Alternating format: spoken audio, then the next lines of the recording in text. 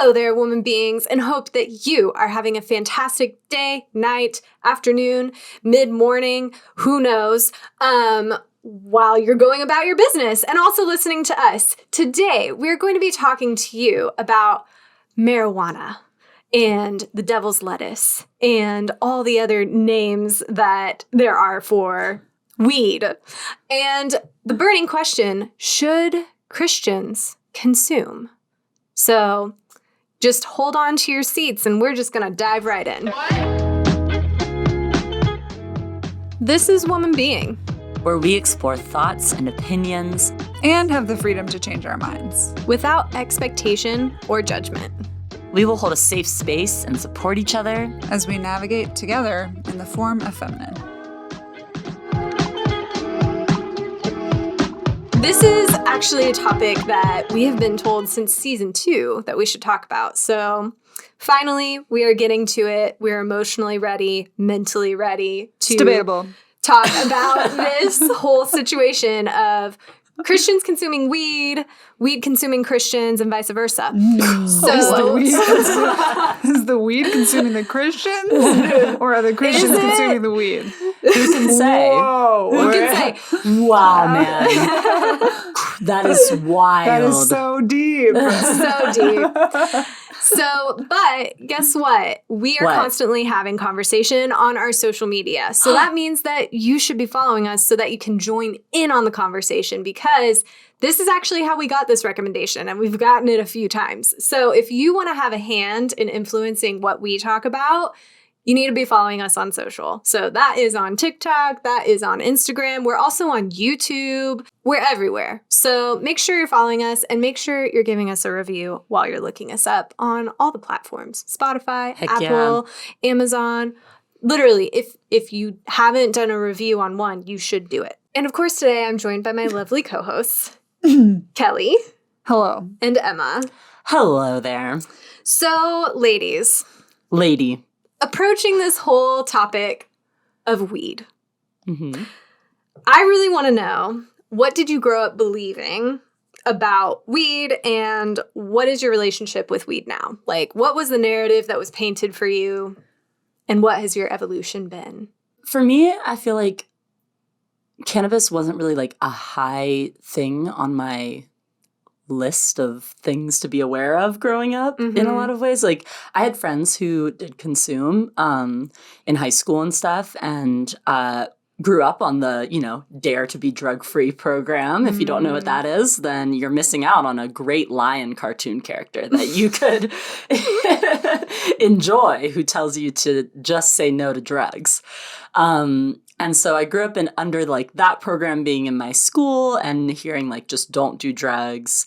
Although I was way more concerned with like not smoking cigarettes than I was with like not smoking weed. Right. Just because I'd always heard about the health damage that came from that more than I ever heard about like ill effects that could come from marijuana. And so I actually always would tell people that I probably would have become a pothead in high school if I hadn't become a Christian in high school. I was very much kind of on the cusp of being like, I would like to do that. And I didn't, because I became a Christian instead. Woohoo. And so like the little eye roll there, like but I also remember like from high school up until like literally present day, people have always assumed that I smoked weed. Like, I've had many people throughout my life ask me and then be surprised when I would tell them that I didn't. And I don't know what that's about. Maybe I just have a stoner. Yeah, I was like, why do you think aura. that is? I don't know. That's like so specific.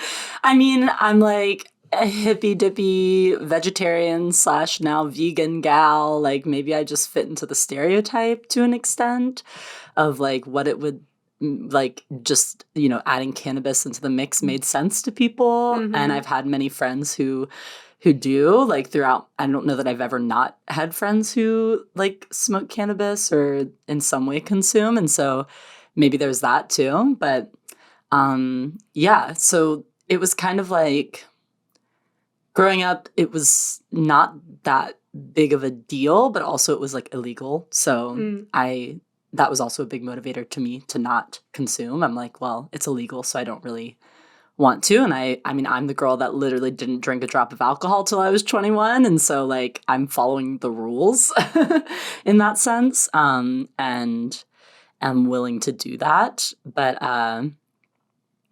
yeah, so all that to say, I did not partake in cannabis until I moved to a state where it was legal, which is where we are now in California. It's legal to do so. So my relationship to cannabis now is that it exists, that it's a good time. I don't know. Favorable? Favorable? Yeah, I guess. It's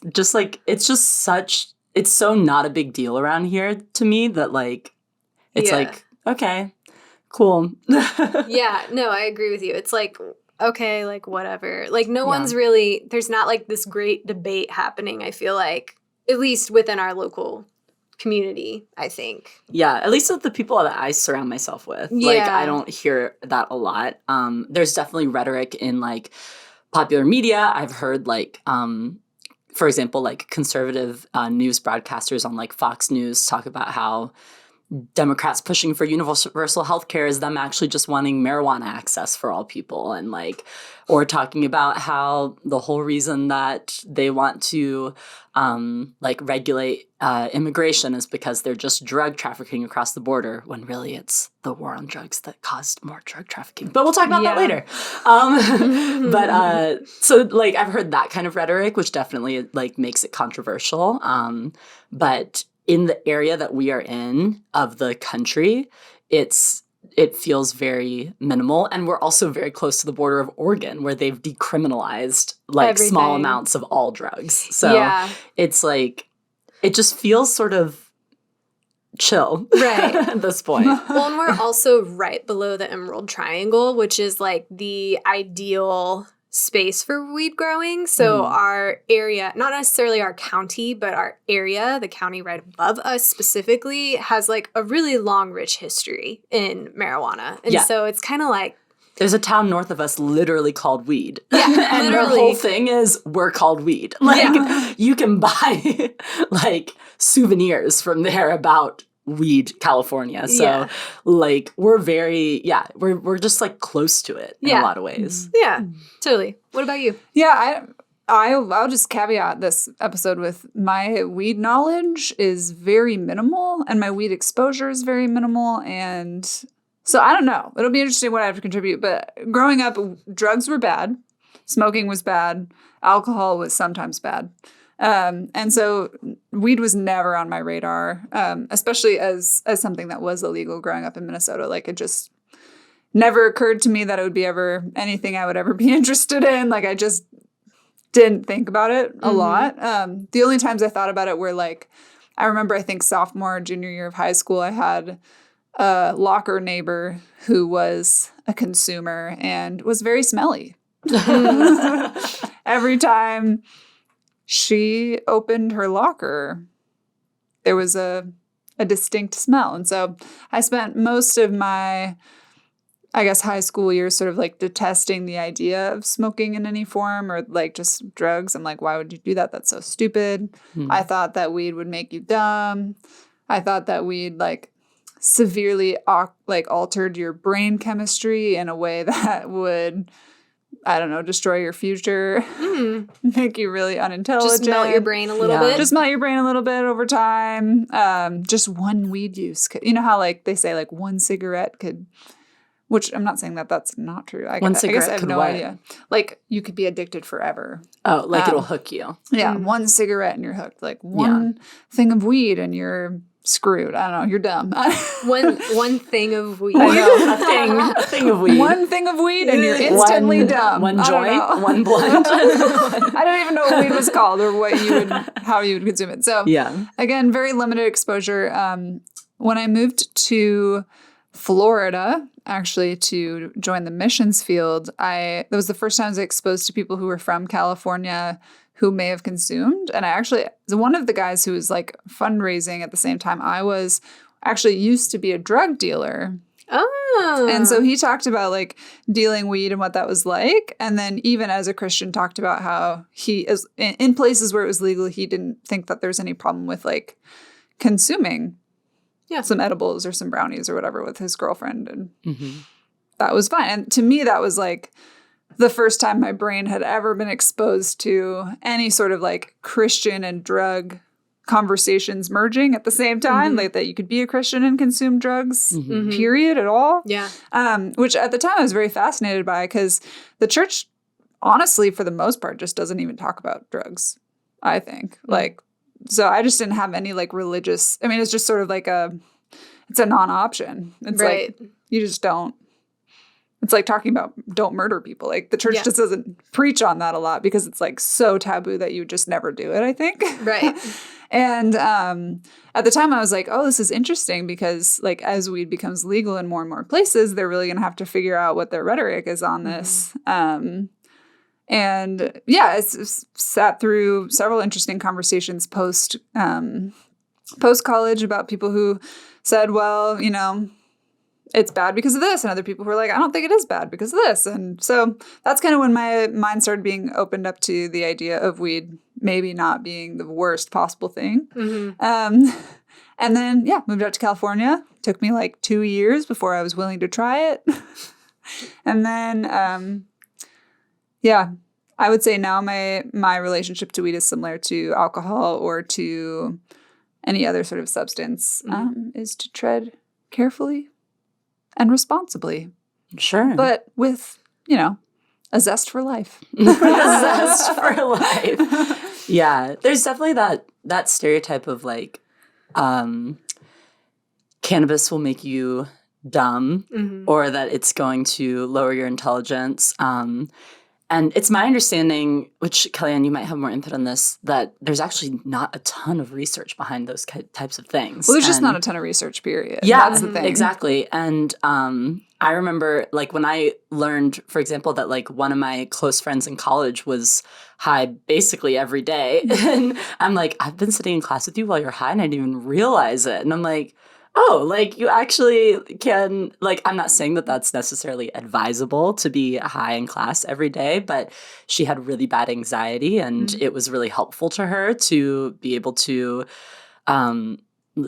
consume weed before class. And I also found out that like my mom was high through most of college and I was like, oh, okay. I mean, my mom also had a hard time getting through college, but there were various reasons for that. She partied a lot. But yeah, learning like about like, I guess the idea that like some people could be totally high and you don't even realize it and are very functional in a lot of ways. I was like, oh, I don't see what the big deal is about this as much. But then I had other friends who like similar to maybe some of the people you interacted with, Kelly, who like used to smoke weed and then would tell me like, oh, it's like awful.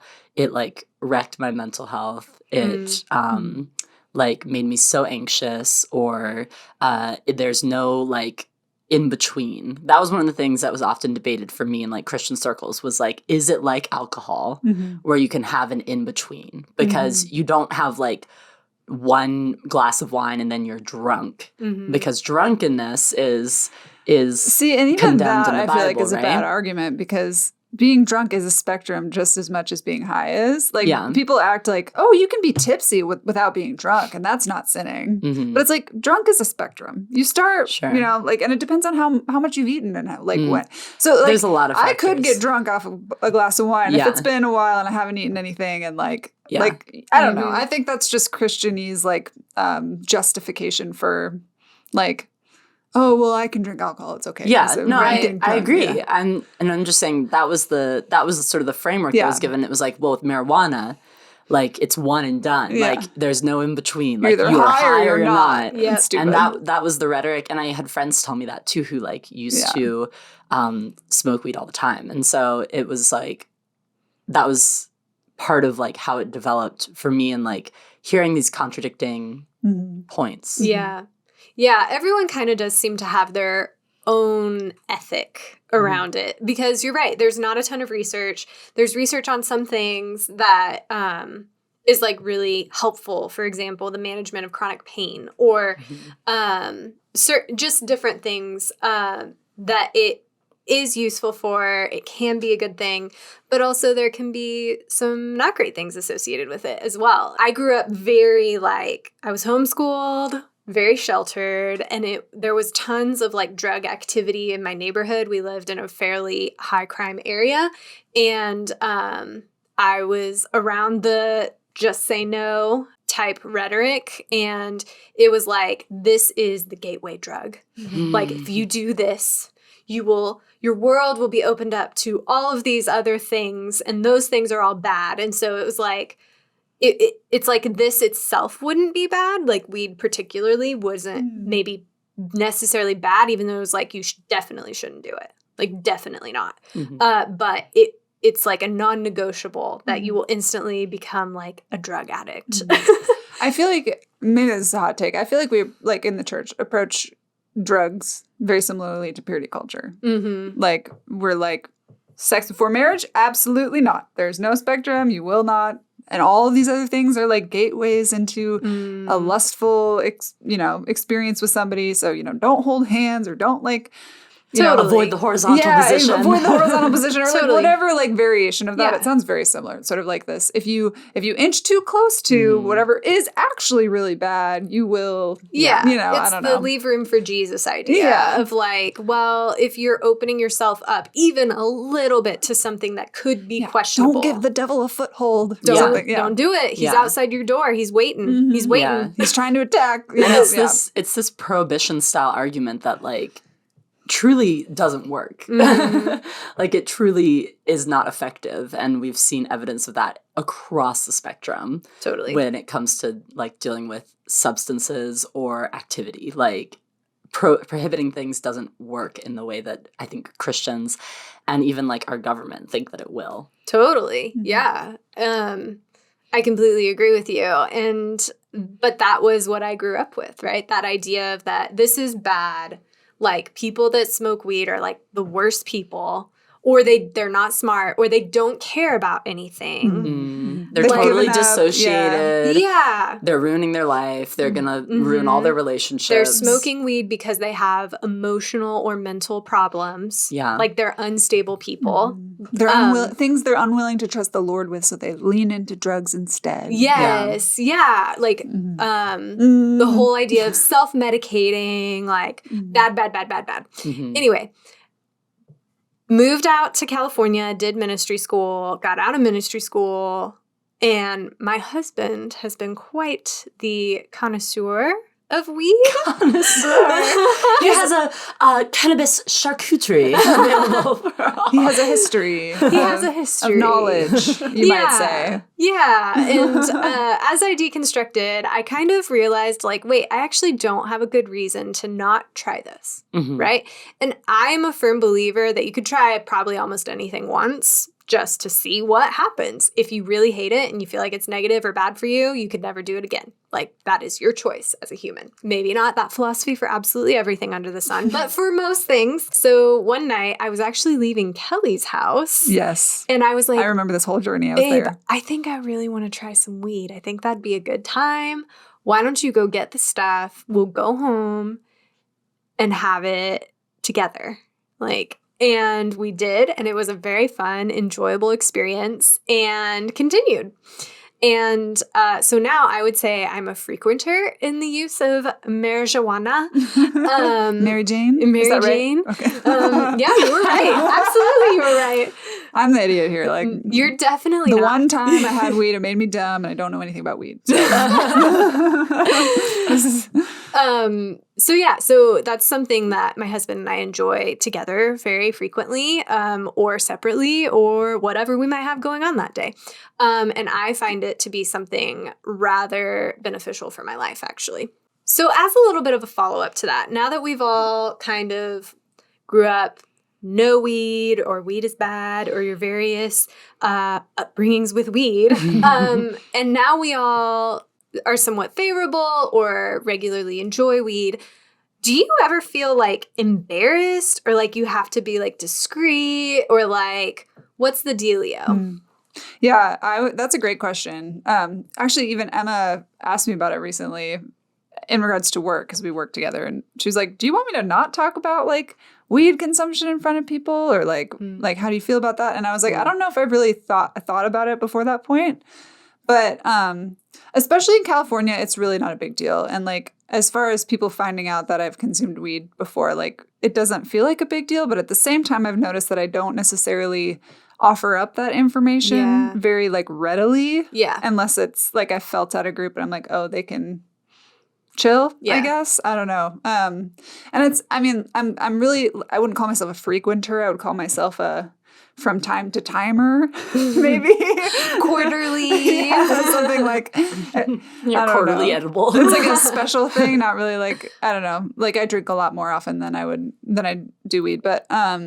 Do weed? Do weed. Whatever. Consume edibles, whatever. I don't know. But it does feel sensitive to me still. Even though like I don't necessarily have any issue with it. I don't think it's bad. I mean, I think it can be like any substance used badly, but like, I don't know. I think it's maybe the stigmas around it. Yeah. That I like to avoid, or I don't know, maybe it's just good girl conditioning trying to maintain a certain image. I don't know. Yeah. But I definitely tread carefully in the conversation, but I don't know. It's weird. I haven't fully figured that out. Yeah. I feel like I don't feel embarrassment around it. I feel inclined to be discreet in the same way that I'm inclined to be discreet about alcohol, like in the sense of like, I'm not going to run around being like, oh, and like I drank so much this weekend or something. Not that I don't really do that, but like it depends on the situation. For example, like if it's in the workplace and I'm around like superiors, then I'm probably not going to talk about any substance that I consume. Like I'm just not really going to do that because that feels unprofessional to me. But when I'm around like my peers, then maybe I will talk about it, just depending on what the conversation is, you know? But it's something that I'll offer up if it comes up, but I'm not like actively, I don't know, seeking out opportunities to talk to people about it, I guess. And it's something I honestly don't really think about a lot. Right. And so I'm actually, as I'm thinking about this, I'm like, wow, I actually haven't even told like any of my family members that I have consumed cannabis, even though the majority of my family, at least on my mom's side, does consume cannabis. Like, I'm like, I just never talked to them about it. Ashley doesn't know? No. Oh, no. Oh, man. She would be so excited. Parents don't formally know either. I just don't even think about telling them about it. Like, in the same way that I'm not going to tell them about, like, every time I drink or something. I don't know. It just feels weird to me. And almost it feels weird to, like, make a big deal about it because in my mind, it's not a big deal. So why would I be like, this is my cannabis coming out or something, you know? Like, it just feels so silly to me that I'm like, it just doesn't cross my mind to do that. And so when other people bring up, like, you know, smoking or something, or like when other people talk about it, maybe it'll come up, or if I'm telling a funny story and like that's relevant to it, then I'll mention it. But it's not something that it's just like front of mind, I guess. I'm way more quick to speak about like, for example, injustice around cannabis before even talking about my own consumption. So definitely in my family, though, it would be a lot more taboo to really talk about it. I don't know. I've never had this conversation with my parents, but there was one Christmas or Thanksgiving, I think, when we had a bunch of family over and we were playing like a sort of like fishbowl type game where like I think it was 2 truths and a lie or something like that. And my dad came out and told everyone that he had weed one time when he was a teenager, like before a concert. Right. And the rest of the night, my whole family was like, that one time Charlie smoked weed. And he was so embarrassed and ashamed about it. Really? Oh. Well, I mean, like, he wasn't, like, ashamed, maybe, but he definitely didn't want to talk about it too much. Okay. Yeah, it was made a big deal, and he maybe didn't want it to be. Yeah, he was like, oh, I was trying to share some, I don't know. And so it definitely felt like a stigmatized thing that he's like, oh, you did that bad thing one time, haha. Yeah. And yeah, so I don't think that he or my mom would probably condone marijuana use. I think my in-laws would probably be a little bit more like, I don't know. accepting, but at the same time, I don't think that they would like promote weed consumption. Yeah. Yeah. Really.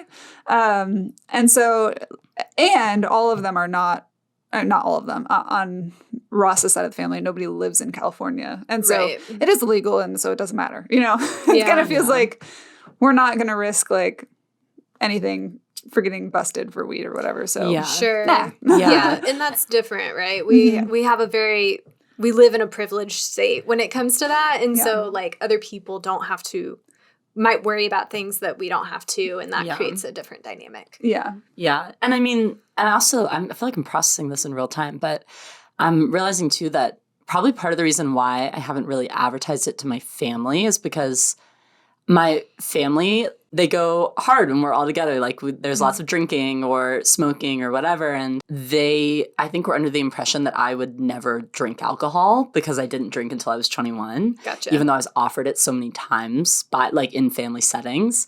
And I was just like abstinent in like, I'm going to wait until I'm 21. And they made a big deal out of it when I did drink at 21 and like when I was around them. And like they were so excited, but like in a way that felt almost, I guess, patronizing. Sure.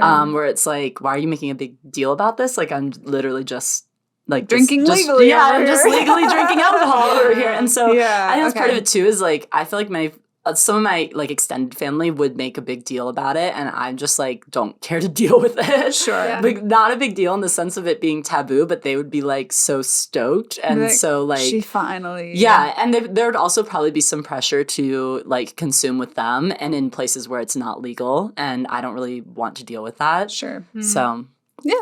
No, That's that fair. makes sense. Yeah. Interesting. I don't think I've ever felt like embarrassed. I just feel like it's like, this is a choice that I make. And if you don't like it, that's okay. You don't have to make the same one. Like, Sure. The end. Mhm. I think people tend to be surprised when they find that out about me because I want people to think I'm smart. So I say smart things around people. And they're like, but you're intellectual. You consume marijuana. And so it's like confusing to them. Like those stereotypes we talked about earlier, like, and like their perception of me don't match.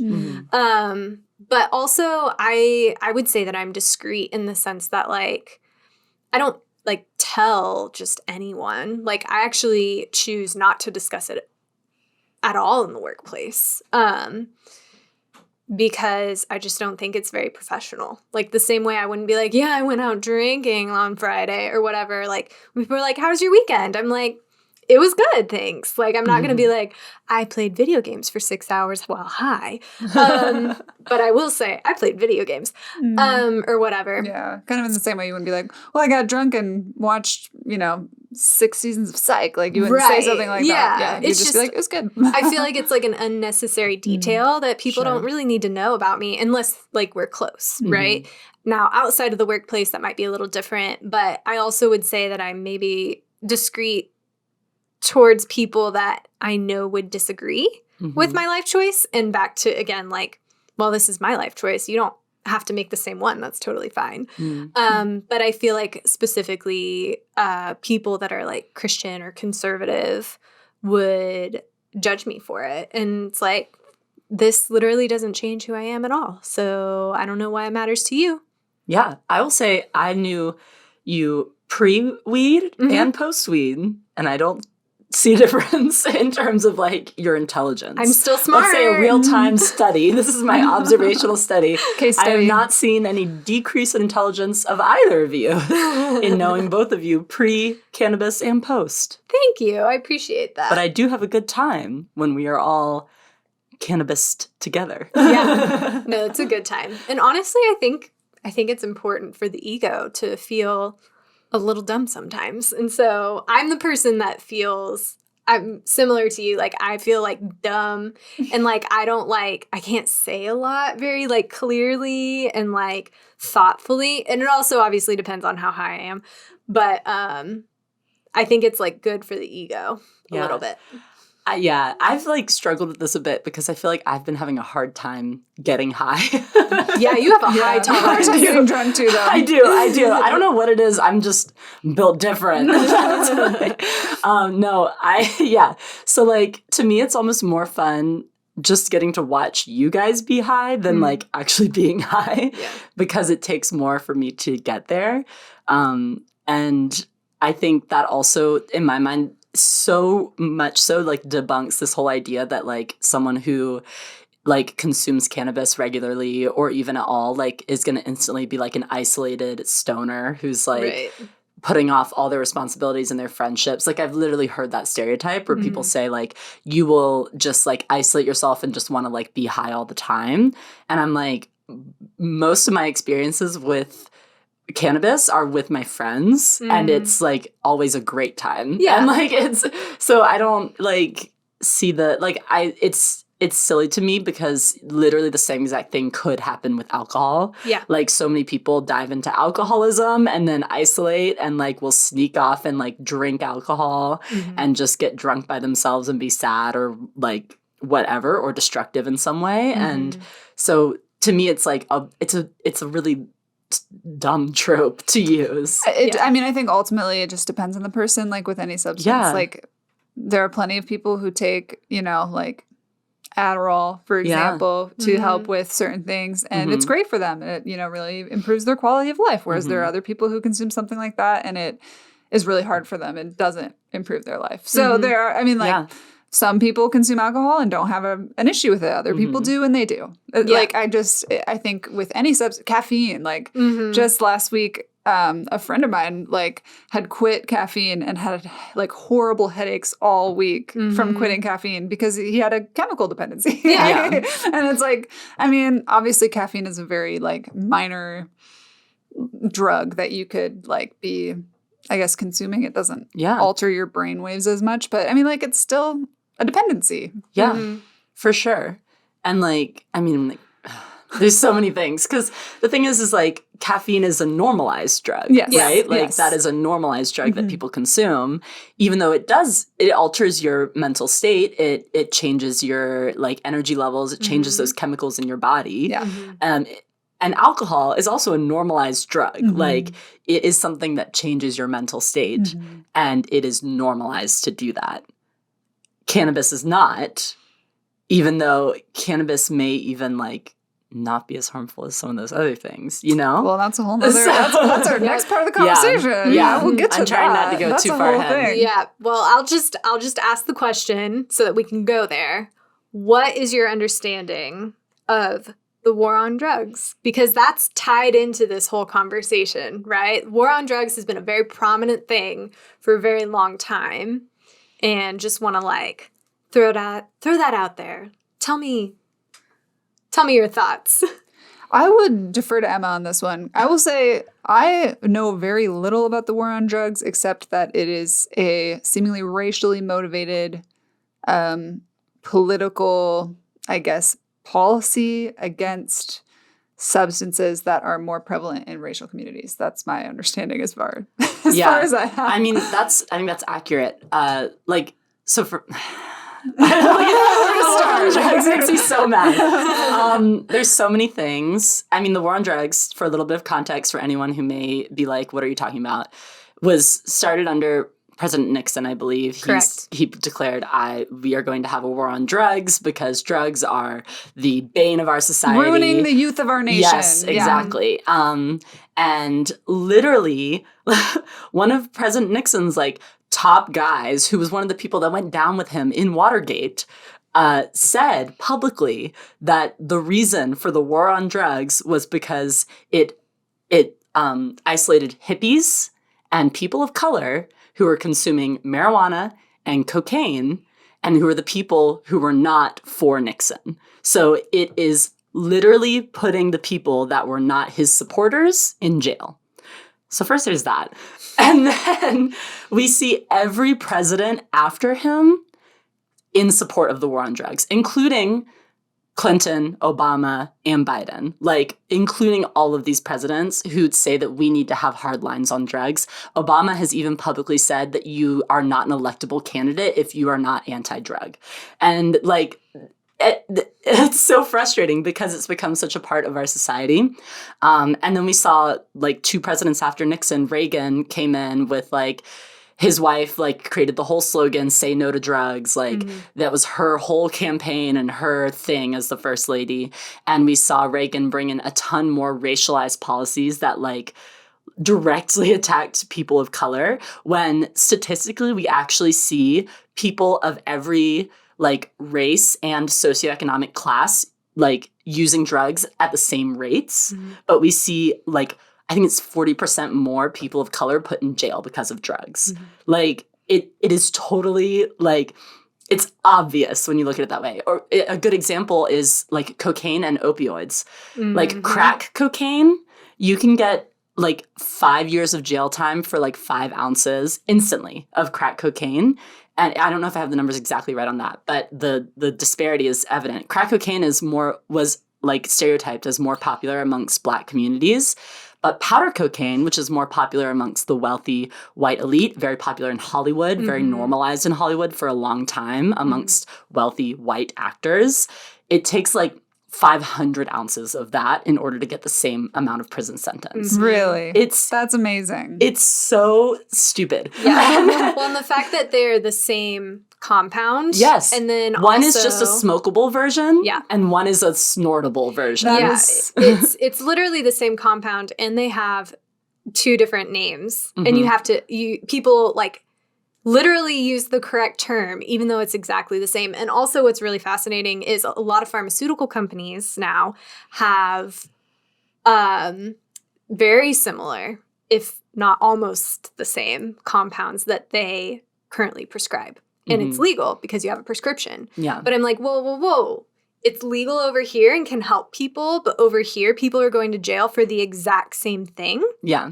Like, explain that to me. Well, and then over here, people are not going to jail using it illegally for the exact same thing. Yes. That's wild. I'm Exactly. like, someone explain this bullshit. Yeah. Oh, It is man. insane. And the same things happen with opioids. There's like the same kind of disparity with the way that you consume that and the communities that consume that and the way that it's prosecuted.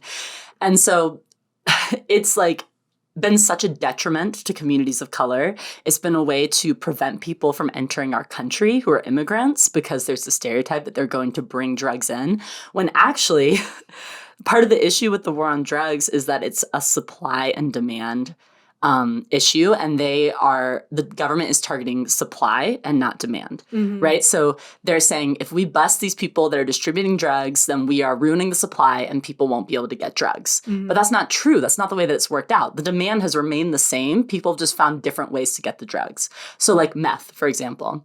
The government shuts down like all these meth houses that are happening in the United States. And so it starts getting outsourced from Mexico. And then the US government is upset because people are trafficking drugs across the border from Mexico, but it's because you've been limiting the supply and not addressing demand.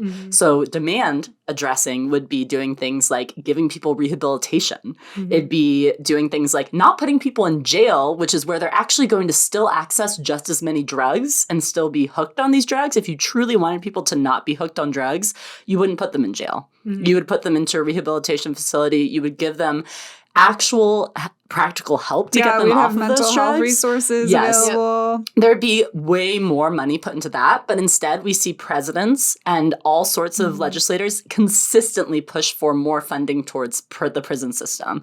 We've privatized our prison system in a way that is absolutely ridiculous, and no other country really does it the way that we are. And we there's so much corruption within the prison system, and it's proven to not help people when it comes to these drug offenses. And so, like, it's just like, it's a super ineffective at accomplishing what it claims to be trying to accomplish, but it's really effective at doing things like limiting the people that are actually able to vote against a war on drugs because they become felons. There's the 3-strike rule, which turns, if you have a 3rd strike of anything that is like it could have been like a minor offense, it turns into a felony and you're put into prison for a way longer period of time just because you have these multiple offenses of something that is kind of silly that we're making an offense anyways. Yep. There's so much. And it affects women more. If we're talking about women here on Woman Being. This is the Woman Being podcast, everybody. And we want to talk about why the war on drugs affects women. Tell us, Emma. So, women are often used as vehicles for distributing drugs. So, like someone who is like running a drug ring, a drug cartel, whatever you want to call it, they might have women out on the streets who are their distributors. Those are the people that are getting arrested and put into prison because of distributing the drugs. But also, those women are not in any sort of like high status within the drug trafficking system. And so they don't have the privilege of being able to like report on their superiors because they don't have the information. And so the idea in the war on drugs is that, if we arrest these people that are on the ground distributing, that they will be able to like give us the names of like the drug kingpin that we're after. But they often don't even have those names. And so then the rate of women being put in prison increased dramatically when the war on drugs came into effect. And so women are being put into prison at a higher rate for distributing drugs, which like oftentimes is much more a form of self-preservation, a way to provide for their family in a time that seems desperate, et cetera, and not actually even prosecuting the people that are like the most responsible for distributing the drugs, which like also comes back to whether or not these drugs should even be criminalized at all.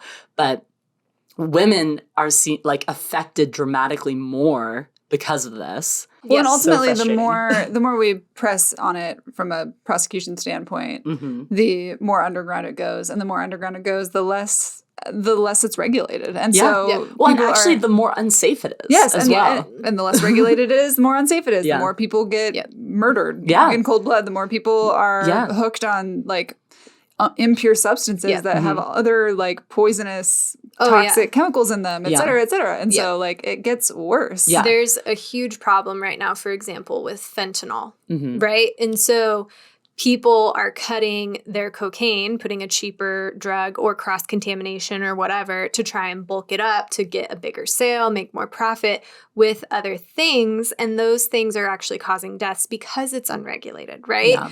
Or really, if you want to understand like how dangerous everything is, one, I have a lot of documentaries I would recommend, but like learn your alcohol prohibition history. Yeah. Because that is exactly what is happening now. Yeah. There's more violence. People are making more money. And truthfully, to me, what you were saying earlier about like arresting the distributor, right?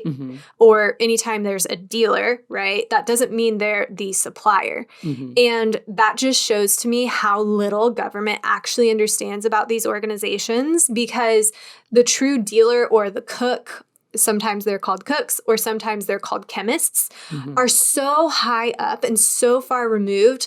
There's a very, very, very small pool of people that actually knows who that person is. And there's just a chain of information or distribution that happens, and you're never going to find them, truthfully. Yeah. And meanwhile, these chemists, cooks, drug lords, whatever their names are getting wealthy, like filthy wealthy. Yeah. And these people who are being arrested at the bottom are, you know, like barely making ends meet. Yeah. And it's actually, it's a global issue too, because when the United States declared a war on drugs, that spread around the world. So we see that in other nations that are like what we would consider our counterparts, like European nations. The UK has very similar problems to us when it comes to drug regulation. But you also see other groups in other nations that have gotten super wealthy off of the American war on drugs. One example is the Taliban, actually, who currently run Afghanistan. I think it's something like 60% of their money comes from drug trafficking. Yeah, it's drugs and weapons. And so they're trafficking drugs into the United States that are like drastically increased in price because of the disparity of access and the demand. Yep. And so they can upsell for a ton of money, like these drugs that are illegal And therefore, they become uber wealthy. And now we wind up in a situation now where the Taliban runs Afghanistan. Right. Like, it's all interconnected. And then, like, in the same way that we see, like, violence increasing in, like, Central America, like, that violence stems from, large parts stems from the drug demand in the United States. 100%. Well, and just like what you said, like the war on drugs is cultural, the opposite is also cultural. And it's really fascinating to learn about the role of drugs in other countries. And I forget what country specifically, but most countries in Central America, it's very normal actually to have, I forget the name of the plant that they make cocaine out of, but to have like one of those trees in your backyard. Like it's very normal. It's very cultural. They actually chew on them throughout the day, similar to tobacco. And it's so fascinating to me to see what is such a big deal here versus what is very normal life other places. Yeah. Well, that's the thing too, is so much of it also has to do with colonization and like this white supremacy idea of like what is good and right to do. So like colonizers came to the United States and saw Native Americans who had all sorts of rituals surrounding like peyote, hallucinogenics. That's a perfect example. And yes, exactly. And they said, oh, this is not right because this is primitive or this is something we don't understand. And so they like instantly like ostracize it. Yeah. And it's racist at its core. And that's the thing with the war on drugs is I'm not convinced that it's about drug use. I'm convinced that it's about race and it's about like your socioeconomic class more than it is about drug use. And money. Yes. Because people, like you said, prisons have been privatized. People are making money on people going to jail for substances that, like, we decided they were bad, like, how long ago? In the 60s? 70s? Yeah. But I do want to say before we, like, move on or transition at all, but it's really cool to see specifically how the Native American community has stood up against some of this regulation, specifically with peyote, which is a hallucinogenic cactus that grows in a very specific region in the U.S. I think it's like some of Texas, some of Arizona, that kind of like area, New Mexico maybe. And they're like, actually, this is like our culture. This is our history. This is actually our religious right to practice these ceremonies. And because of religious exemption, they have been able to continue to practice, which is wonderful. But also there's a lot of debate about this, but people, white people specifically, that know nothing really about the history and tradition of peyote will actually try to harvest. And if you harvest it wrong, then the entire plant dies. But Native American communities actually know how to harvest it so that the plant continues to grow. And the plant is becoming more and more rare, unfortunately. And so you see things like this that's like you actually don't understand the respect of this plant to properly enjoy and consume. And a lot of there's some half and half. Like, I think the majority of the Native American community is like, you should not consume this because you don't understand the history or the religious implications of it. And then there are some Native Americans that actually like, we want you to enjoy peyote because we want you to learn from it. Anyway, slightly tangential, but I'm glad that there's at least some space for things like that for people to actually fight back and maintain some of their freedom within that. But here's the thing. It's very easy from a political perspective to stand up on a soapbox or like national stage with lots of news cameras pointing at you and say that we don't want our young people of America hooked on drugs. It's very easy to say that, and it's very easy to get support behind that without people really realizing the implications of what that means. Right. And so I think that's the piece of it. I think because I'm trying to imagine what the other side of the argument would be and be like, well, drugs are bad though, you know? And it's like, I don't want my kid like getting access to weed before he's, you know, of age, or I don't want my kid like hooked on cocaine because it's, you know, everywhere and legalized. And I think that's very valid. Like I don't think any of us sitting here at this table would be like, no, we want the youth of America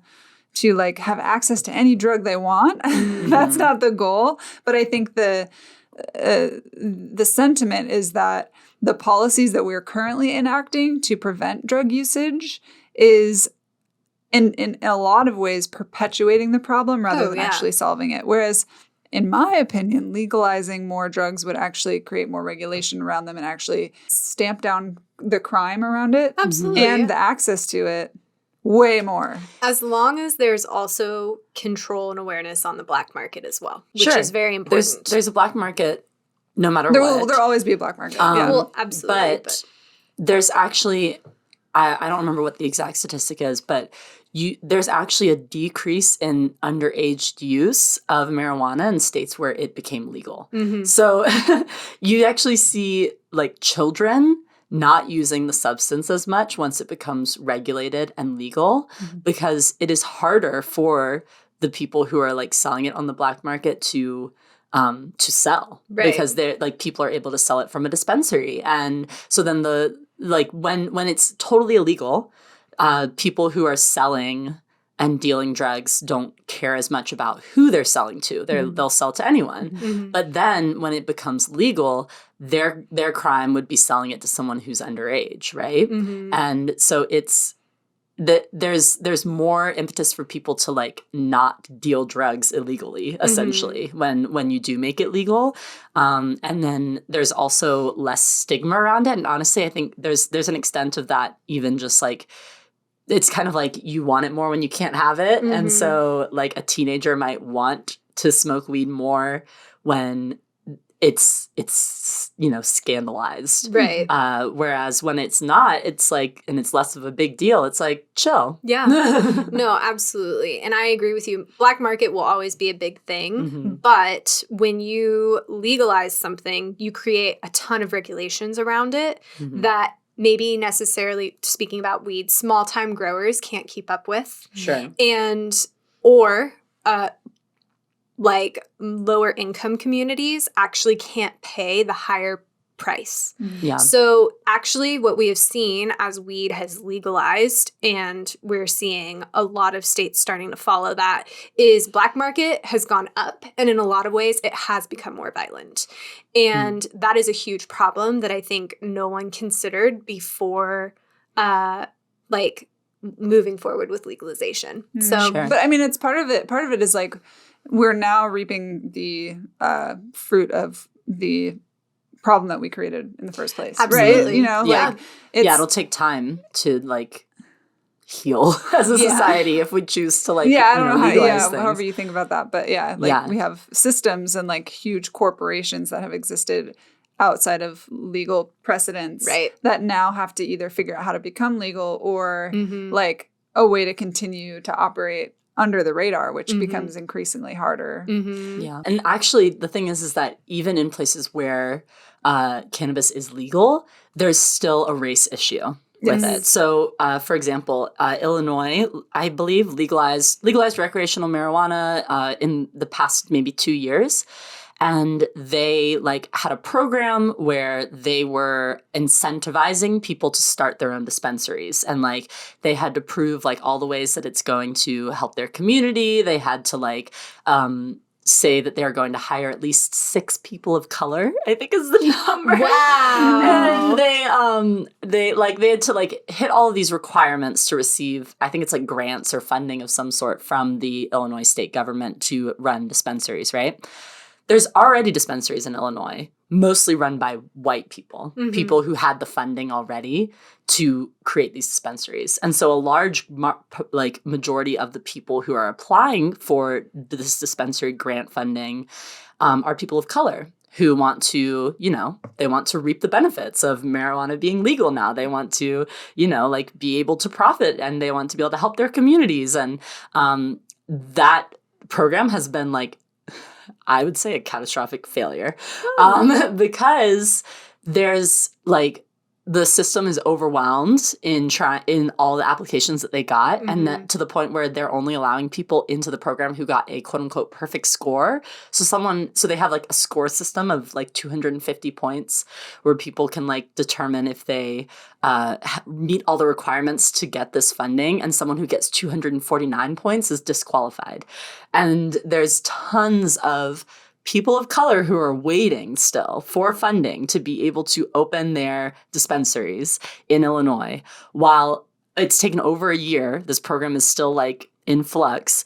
And in the meantime, these dispensaries that were opened by white people in the past year who had funding already to do them are making millions of dollars that these other people are missing out on. And so there's like attempts at bridging this disparity, but like there's still like an inequality in the way that people are profiting off of it. And so the moral of the story is there's a long road to actually trying to remedy things when it comes to the war on drugs. It's not a quick fix. No. Yeah. So I guess the moral of the story is that the war on drugs is real dumb and ineffective and should be put to a stop because really it's harming people much more than it's helping people. Yeah. One thing I will say as well is that some people do say the war on drugs is over. Definitely not. There's debate around that, but yeah, for me, it's not over as long as there's still this inequity in our prison system where we still have even people in states like California, where we are, who are not allowed to like have their prison sentences reduced or to be released from jail for like for cannabis charges when cannabis is now legal and people are not being put into jail for it now. Like that, it's ridiculous. And so to me, that is the war on drugs still in full force. And it's still like in the way that we treat immigration, in the way that we treat people of color, in the way that we prosecute different kinds of drugs, like it's all still there. And we still, like I already said, we still even have our current president has made statements about how you have to be hard on drugs. And to me, that is the war on drugs still manifesting. It's become so ingrained over the past, 60 years. Absolutely. No, I have incredibly strong opinions about this. There need to be serious reparations happening to people that have literally gone to prison for their entire life for nonviolent drug crimes. Yeah. Like, and when weed stores look like Apple stores, we need to be seriously letting some people out of prison. Like, stat. Like, it should be on the top of someone's agenda to right this injustice that is still happening every single day. Yep. I'm fired up. I have strong opinions on this one, guys. So, okay, we're going to pivot just slightly. Pivot! And as we pivot, I want to share some information that we got on a poll on our Instagram. Ooh, saucy little Instagram poll. Just a little Instagram poll. Sneaking in. We asked, which, by the way, another reminder, if you don't follow us, you should follow us because then you can be featured in one of our polls or maybe a question that you submit could pop up on our episode. So do it. So we asked a few people, meaning our audience, on Instagram, do you consume marijuana? And only 57% of our listeners said yes. And then 43% said heck no. I'm kind of like surprised by that, actually, which I don't know why I am.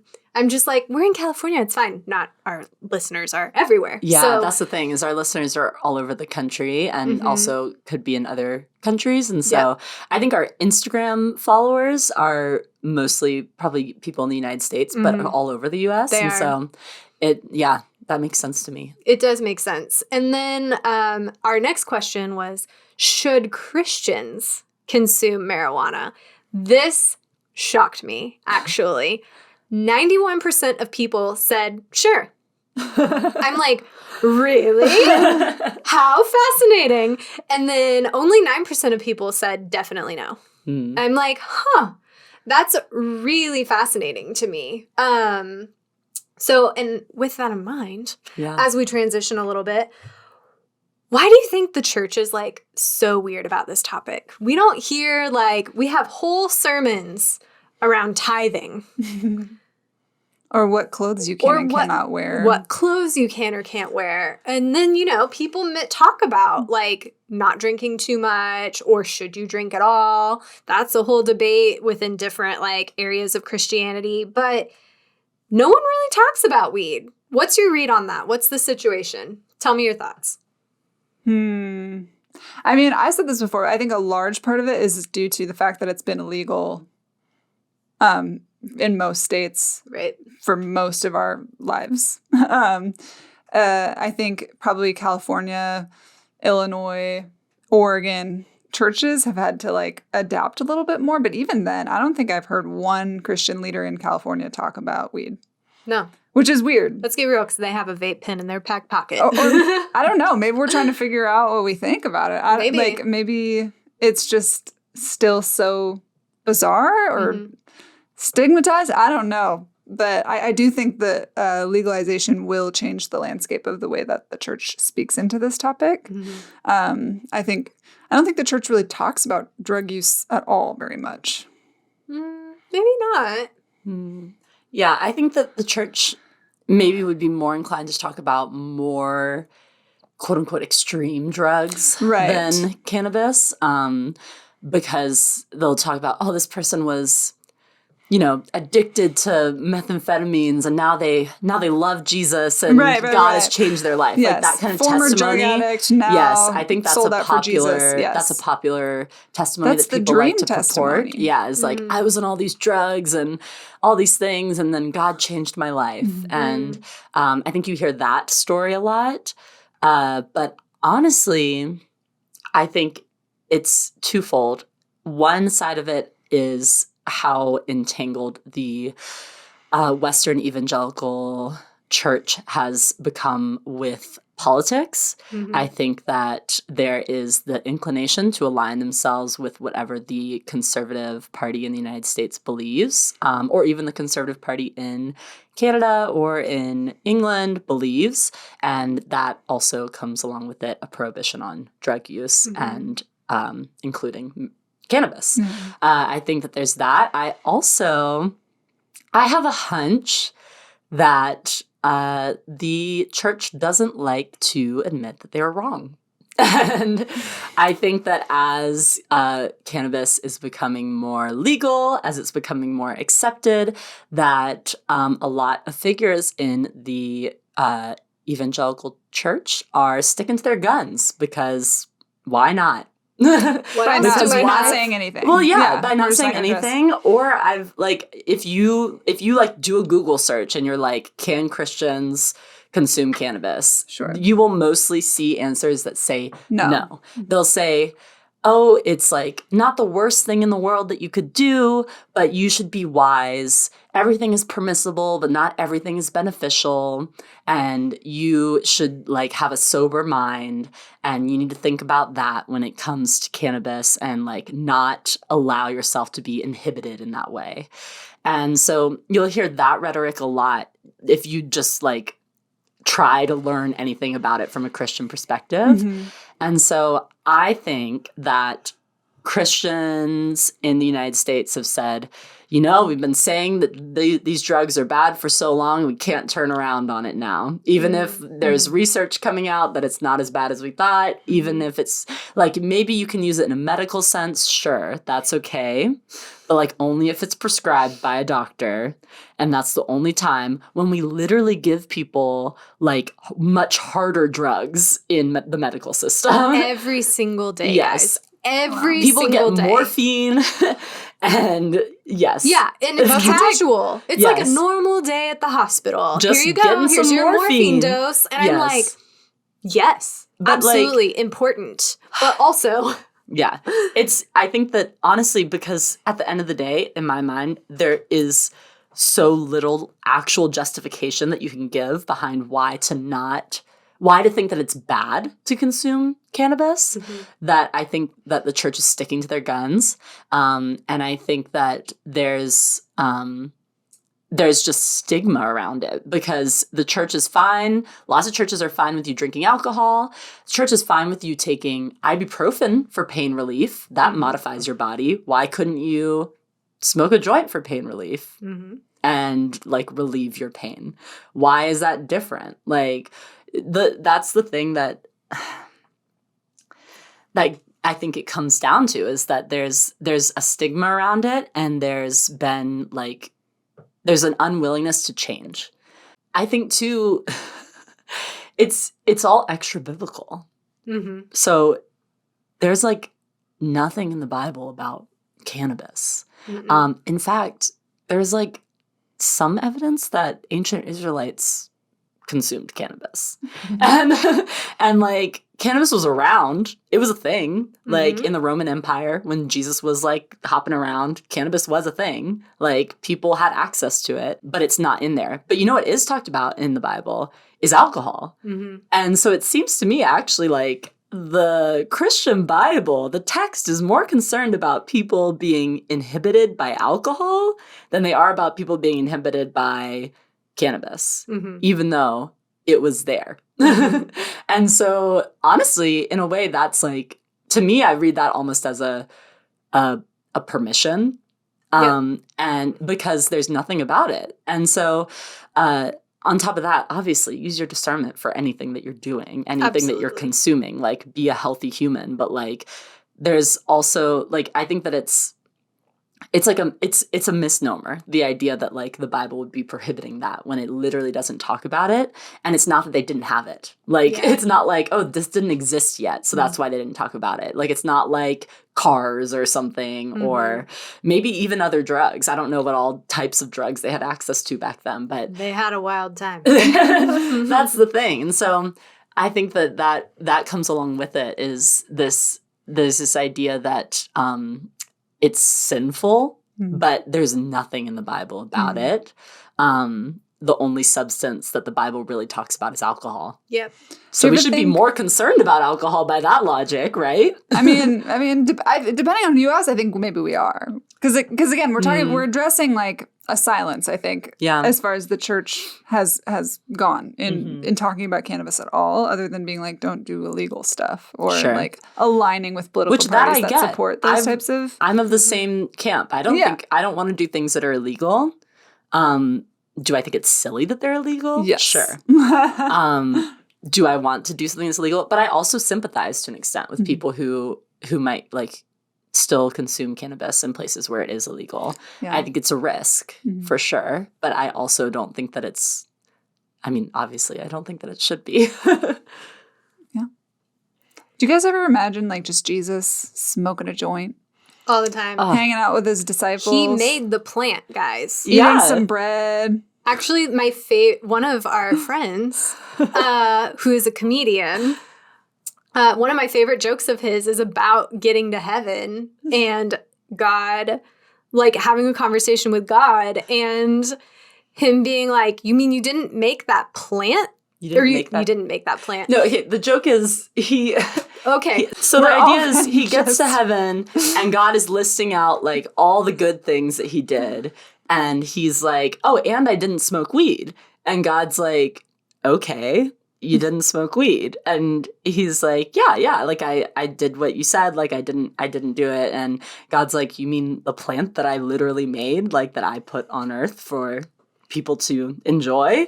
And he's like, damn, I could have been smoking weed the whole time. Yeah. That's the idea of it. Actually, a quick shout out. You should listen. They have a comedy podcast. Yeah, go listen to the Unpaid Regulars. They're freaking hilarious and you'll laugh your ass off. So, and credit a little to plug. Trey for that joke. Yeah. Credit to Trey. We think it's very funny and we're sorry we literally just butchered it. Everyone's apologizing for me butchering Trey's joke. What the hell? I don't think I delivered it as funny as he does. Yeah, we just broke down the... No, but you're like, no, you're telling it wrong. Well, you didn't give the premise of it. Like, you were just like... You said because I thought the premise matters, but I'm just trying to tell people the Either idea. way, don't come to Cannabis Jokes for us. Go to the Don't come to Cannabis Jokes for us. Clearly, don't come to us for Cannabis Jokes. Are we high right now? I don't know what's wrong with y'all. Instead, go to the Unpaid Regulars podcast. Yes. So I think this idea that like this thing that is natural and like let's get real, you can't die from it.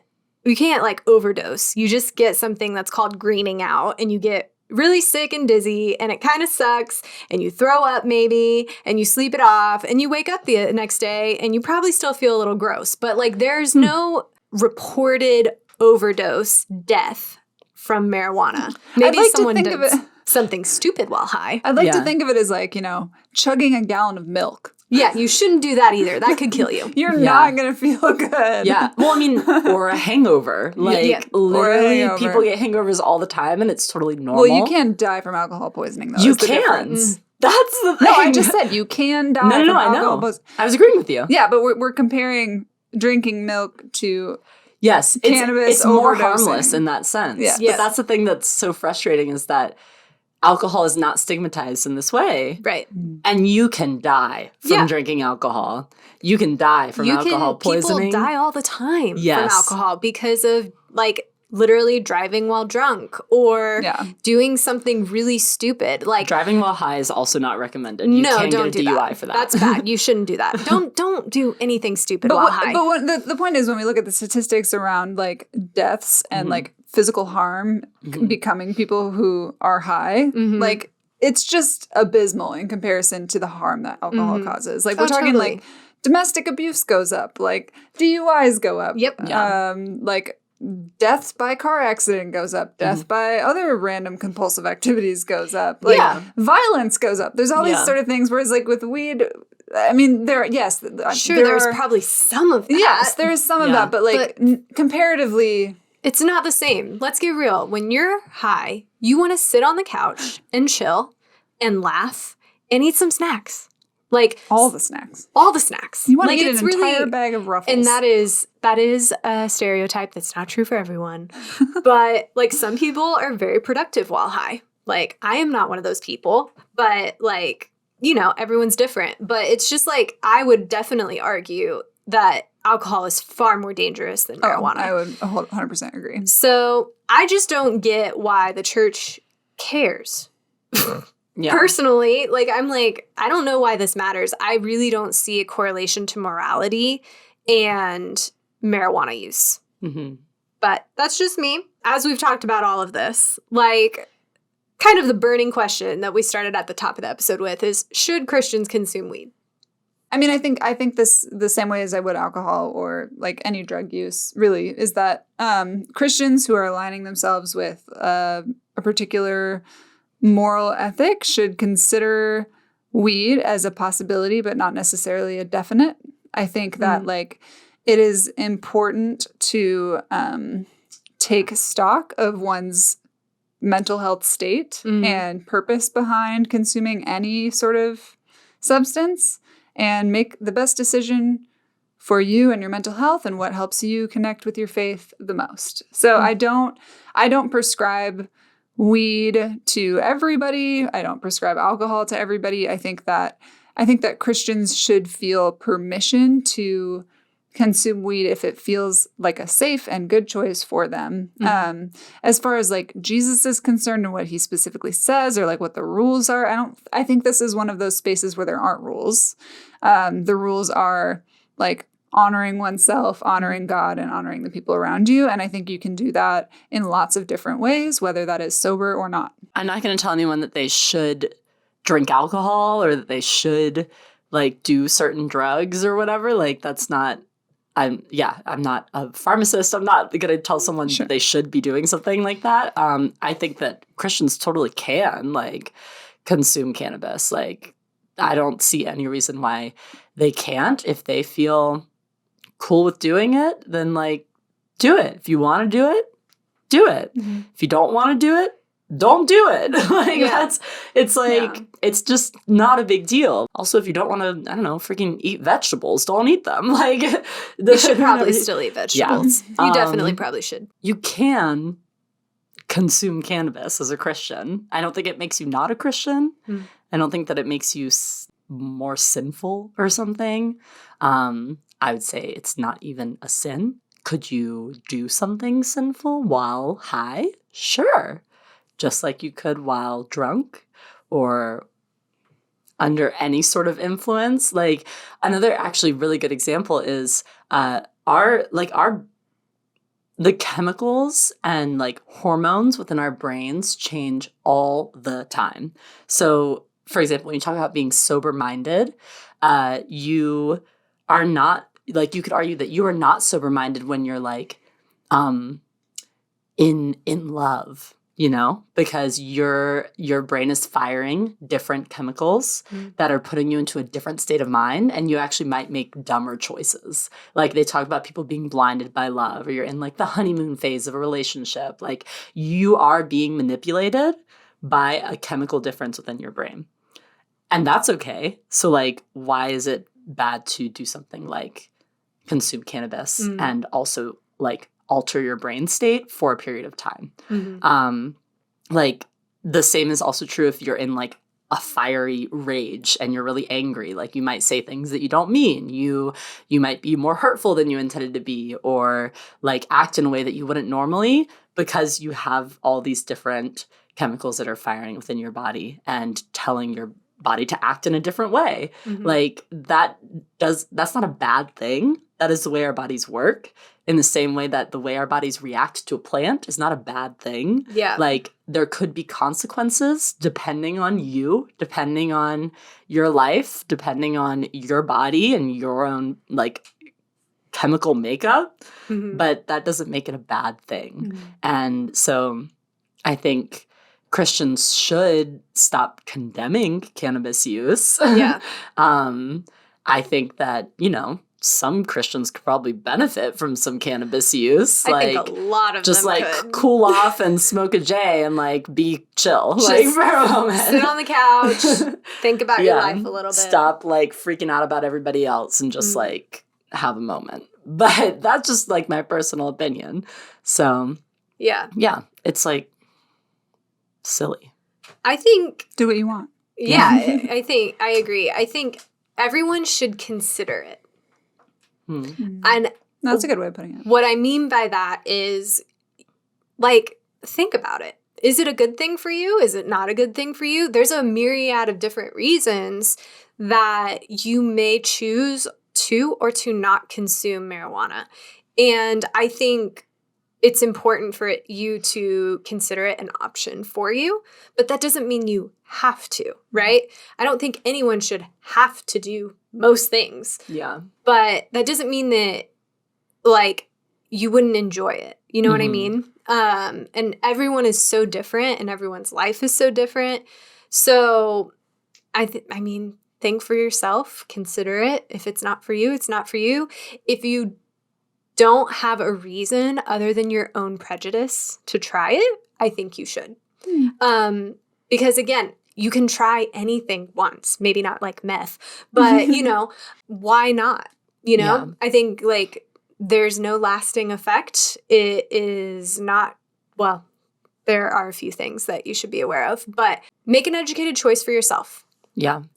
And by educated choice, what we don't mean is fret about it for an entire year and like, you know, and like journal about it with God for, you know, whatever. Yeah. Well, like, I mean, whatever your process is. sure, is but fine. I mean, like, I'm not condoning a highly anxious, like worrisome decision. This is not high stakes, No, is it's what I'm trying to say. definitely in the way not. that I may have felt about it when I first thought, like, considered the idea. Like, Yeah. it's not a big deal, Yeah. but it is something that should be considered with Yeah. wisdom and a sober mind. But you mentioned that there are a couple things that should be considered, Yeah. and I wanted to flip back around and ask, maybe both of you, what are just some, like, I want to know some more things about weed as someone who doesn't really know a ton. Like, again, I'm a once in a whiler. Once in a while. Or, You know, it's a fun thing to do. It's not necessarily like, I don't know. I don't know anything. I watched half an episode of Murder Mountain on Netflix. So. half? How'd you only do half? I fell asleep. Oh my gosh. Yeah, I definitely think that people should be aware of potential risks, right? Things like if you are prone to anxiety now, there is some research coming out that THC could heighten that within a few years. So like 4 or 5 years. So, but that's different from person to person, right? The same way some people are more prone to being alcoholics than others. So discuss it with your doctor or your mental health care professional for sure. I talk to my mental health care professional about my weed consumption fairly regularly. Also, some people, a small percent of the population has the potential to have a schizophrenic episode while on weed. or while on marijuana. So that is something, again, that you should be aware of and you should know the risks associated with. That does not mean it will happen to everyone. But again, know your family history, know your mental health state, talk to your mental health care provider or your doctor or whoever, and just consider it. Make an educated choice. However, if those aren't risks for you, like have someone that you trust close by during your first time. It can be very emotional. I cried for about 30 minutes and then I laughed for about 30 minutes. And then I had a great night's sleep. And the next day it felt like I had had 5 years of therapy. It was great. So, I mean, just have someone you know that you trust close by, have a safe environment. That's pretty standard for any new substance exploration. You want someone to kind of be your DD almost, that they're there for you. But yeah, I think that those are things potentially not talked about as much. People are like, oh, you can't overdose on it, so it's fine. No, you can have anxiety while on it. That is very common, or it can increase your potential for anxiety later on. And I think just have a plan. If you have anxiety, just have your plan of what helps calm you down. And also, it'll pass. It won't be this way forever. But also, if you are anxious, I would suggest a hybrid experience. So what that means is it's cut with CBD. So there's more CBD than THC that you're consuming.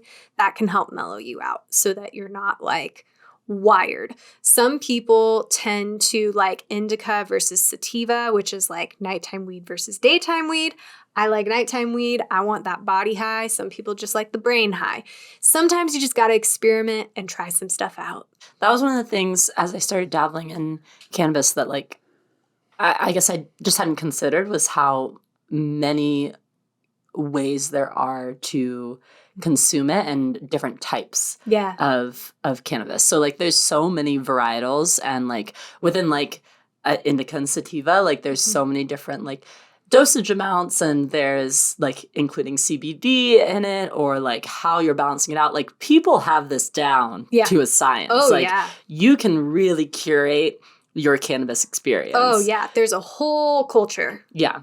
And so there's that, which like indicates to me too that there's not like one way to go about it. And I feel like one of those things that I would hear when I was considering cannabis and like was talking to Christian friends who like used to consume, there was often that like, well, it's always instantly high or it's always going to make you anxious or those sorts of things. Like I know people who have had like developed panic attacks while high and That's things real. like that. And like, yes, that is serious and real, but like also you have to consider the individual experience. Like I was very hesitant to try alcohol for the first time because I have a history of alcoholism in my family. So like I was very cautious around that and very slowly worked my way into that and realized like how it affected me, how it didn't affect me, realized that it wasn't the same kind of slippery slope, quote unquote, that I thought that it was.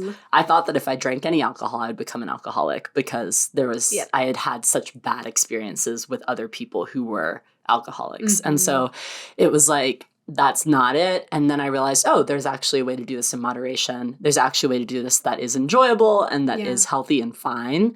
And honestly, like, I don't know. At this point, sometimes when I'm drinking, I'm like, oh, I wish I was just high instead because it'd be better. It's so much better. And like drinking also sometimes makes my joints swell and I don't like that feeling. And like, I just don't feel as good. And like getting high just makes my mouth dry. So. And then you get to drink an enjoyable, sparkly beverage. But so there's that. And like, I think that it's just not as scary as it seemed like it was maybe at one point, or it's just not as big of a deal. I feel like I keep saying that, but I think I agree. And I think it's interesting because people think, oh, there's one decision and then it's over. Yeah. And the older I get and the more experience, I think that's not true. I think there's actually a lot of little decisions that happen in between.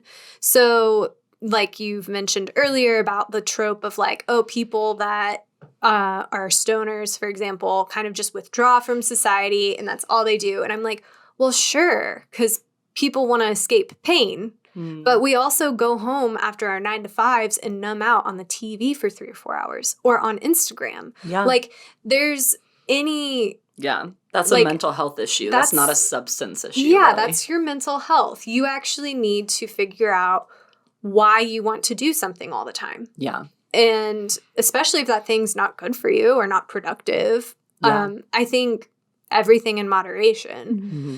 And that's not to say that numbing out is a bad thing. Sometimes you need it. Yeah. Like, sometimes narcotization can be really helpful. Sometimes, just chilling. Yeah. Like sometimes it's not time to process your emotions. Mm-hmm. You know, Totally. like sometimes it's okay to delay that. And I don't know if a mental health professional would disagree with me or whatever, but I think like this kind of like oversensitivity to like being numb or to like taking a night off or whatever is, I think, kind of harming our ability to just be present in what we need in the moment, you know? Because we're like, no, we just always have to figure stuff out right away and we can't. Totally. It's like, I mean, it's okay to relax. It's okay to watch, 8 hours of Netflix on a weekend sometimes, like it's okay to video game and get high or, whatever. It's just like, in moderation. Like, do you have a balance in your life where you can emotionally stabilize at other times? I completely agree. And that's actually, like, admittedly how I use marijuana. Like, I need a break, and I take a break, and it's great. But I think also, though, like you mentioned, like, numbing out is important. It's actually coping, right? And everyone needs coping mechanisms. Everyone needs coping skills. The problem is just when it's all the time. Mm-hmm. And the thing is, like, you're never going to be able to avoid having a coping mechanism. Yeah. The thing is, like, if it's not Netflix, it's Instagram. It's not Instagram. It's like, I don't even know. I'm trying to think. Reading. Some people like to read a lot and they just escape in the books. Like, everybody escapes, and it's not a bad thing. Yeah, absolutely. It just isn't. Well, I guess, woman beings, just your 3 favorite potheads. Something like that. Over here telling you to just try it. Like, don't feel pressure. Just try it. It's gonna Don't feel fine. pressure, but, like, think about it. It might be for you. So do you guys have any, like, resources? I know this is, like, we typically don't give out resources with an episode that's just us, but for a topic so specific, I feel like it's useful. Do you guys have any that you might recommend? I think that I would recommend Vice News has a lot of really good reporting about cannabis, about the history of the war on drugs. They've done a lot of really good video journalism around that. And so I'd recommend looking at Vice News. And also you can learn about the history through things like Crash Course, which is like a YouTube history channel that has lots of really good content they came out with in the past year or two that has to do with Black history specifically. And so that intersects a lot with all of this and the war on drugs and the way that criminalization of drugs has affected Black communities in the United States. And so those are 2 big resources that I would recommend. And the other resource is your friendly neighborhood dispensary. I can't recommend that enough. Like, to if just it is learn. legal where you live. And they love to help you. They do. If so you walk helpful. into a store and look like you don't know what they're doing, there will be someone at your side any second. Yeah. And they'll tell you more than you can translate. You're just like, wait, what? Even if you think you know what you're doing. Yeah. I would personally recommend several resources. But I would actually, one of my favorite shows is a docuseries called Hamilton's Pharmacopoeia.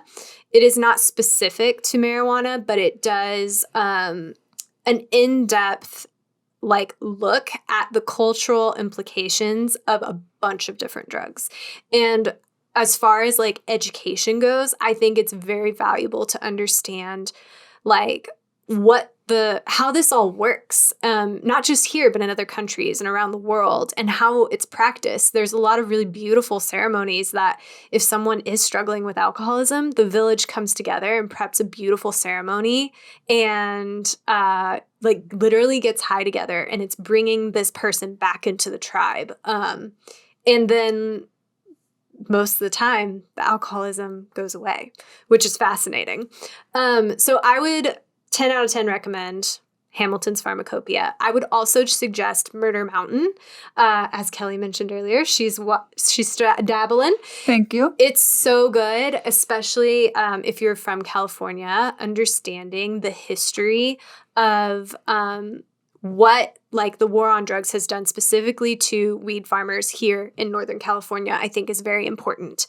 One that's somewhat related as well would be, it's called Sasquatch. It's fascinating, also about the Emerald Triangle. It dabbles in several different things, but it also discusses the history of weed in like weed culture in general. And then finally, there's a great documentary that I would recommend for all of my Christian friends out there. And it is called Breaking Habits. And it's about a group of nuns that actually grows, harvests, and sells their own weed, which is really fascinating. We're actually seeing a lot of religious practices starting to incorporate things like marijuana or peyote or mushrooms into a lot of ceremonies and practices, which I think is really interesting. We're kind of starting to see a shift within the religious culture in some areas, right? It's not as much as the broad evangelical Christian space, but for some people, it's very interesting. So anyway, I have no resources. Again, as I've said, I know nothing about weed.